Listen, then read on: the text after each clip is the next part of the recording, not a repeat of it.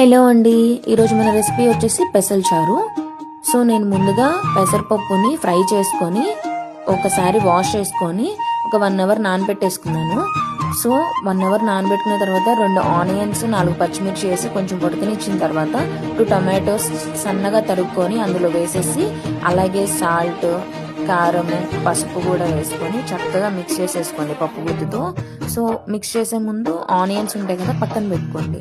So ఇప్పుడు మళ్ళీ కొంచెం వాటర్ పోసుకొని అలాగే చింతపండు రసం కూడా ఆ చారులో వేసుకొని ముందుగా మనం ఉల్లిగడ్డలు తీసాం కదా, సో ఉల్లిగడ్డలు కూడా వేసుకొని మరొకసారి తిప్పేసేయండి. ఇప్పుడు మనం పోపుకి రెడీ చేసుకుందాం.